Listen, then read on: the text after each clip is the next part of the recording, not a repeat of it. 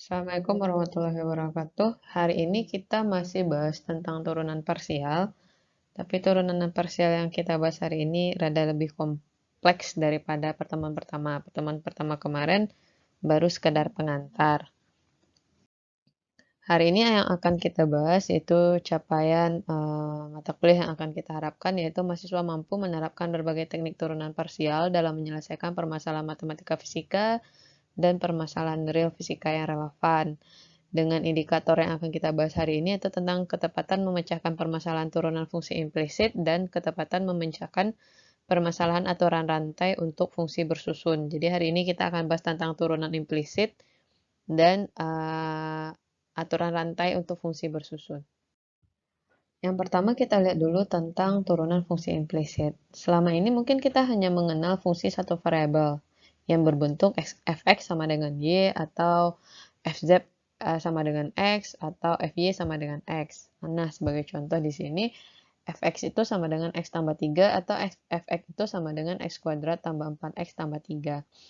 Jika dilihat dari bisa tidaknya dua variabel dipisahkan, fungsi di atas disebut dengan fungsi eksplisit.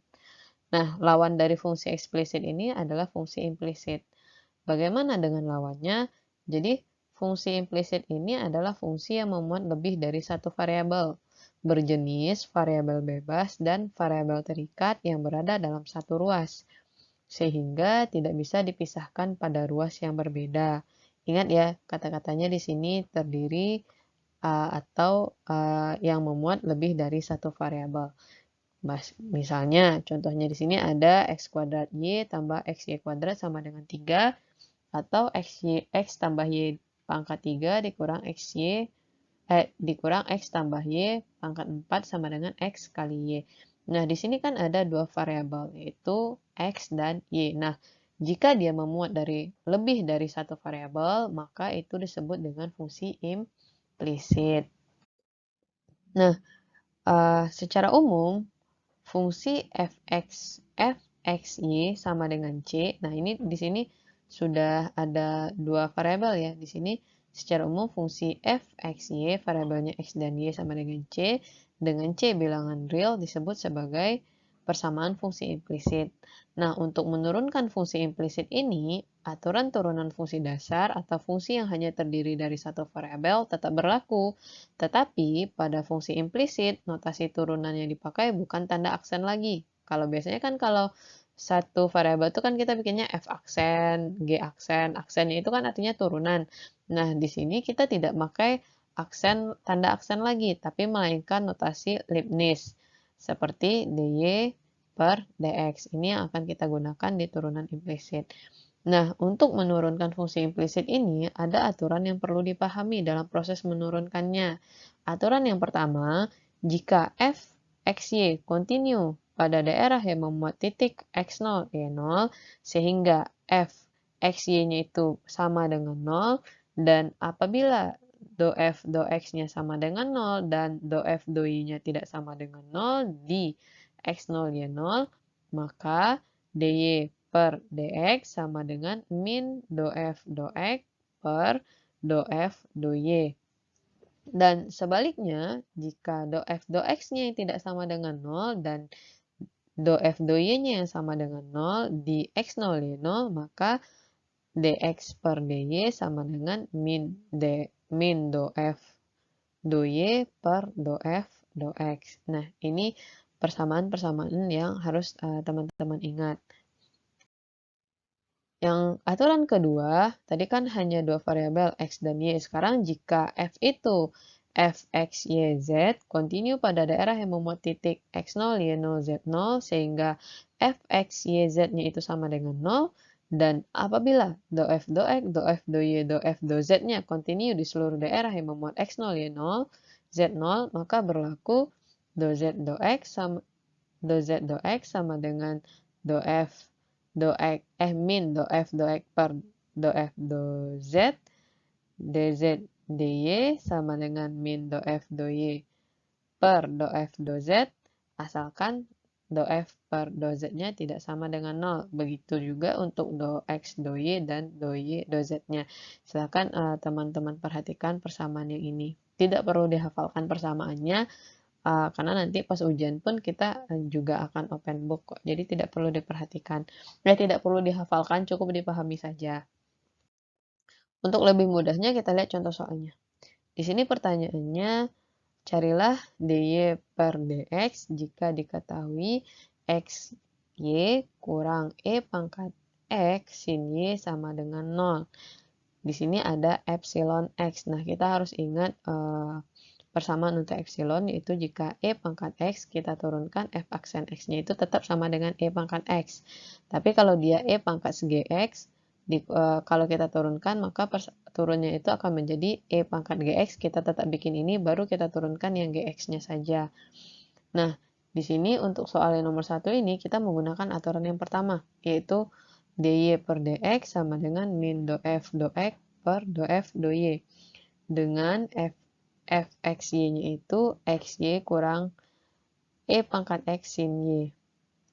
Yang pertama kita cari dulu do f do x. Di sini sama kayak kita menurunkan f itu terhadap x.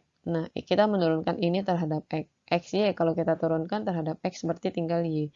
Dikurang, kita menurunkan terhadap x ya. Berarti kita menurunkan e pangkat x terhadap x. E pangkat x terhadap x tadi turunannya tetap e pangkat x. Dan kita tetap bawa sin-nya. Berarti do f do x sama dengan y kurang e pangkat x sin y. Sekarang kita cari lagi do f do y-nya. Kita menurunkan ini terhadap y. Xy kita turunkan terhadap y, sisa x. Kemudian sin y kalau kita turunkan terhadap y, sin y kita turunkan terhadap y berarti cos y. Sedangkan e pangkat x-nya kita bikin tetap.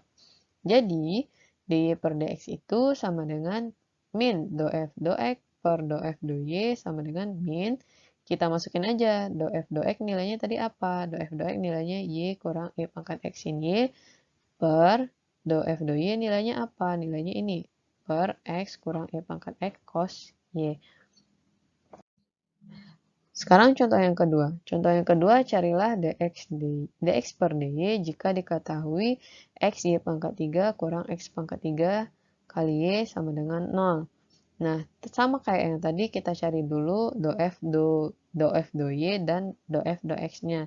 Do f do y, berarti kita menurunkan f terhadap y. Ini kita turunkan terhadap y, berarti ini x y pangkat 3 kita turunkan, berarti jadinya 3xy kuadrat dikurang x pangkat 3, karena y diturunkan terhadap y 1, berarti x pangkat 3.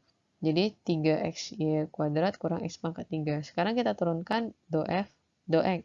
Kita turunkan terhadap x, berarti ini diturunkan terhadap x, berarti sisa y pangkat 3, ini diturunkan terhadap x, berarti 3x kuadrat, y dikurang 3x kuadrat y. Kemudian kita masukkan ke persamaan yang ini, dx per dy sama dengan do f min do f do y per do f do x sama dengan min 3xy kuadrat kurang x pangkat 3 per y pangkat 3 kurang 3x kuadrat y.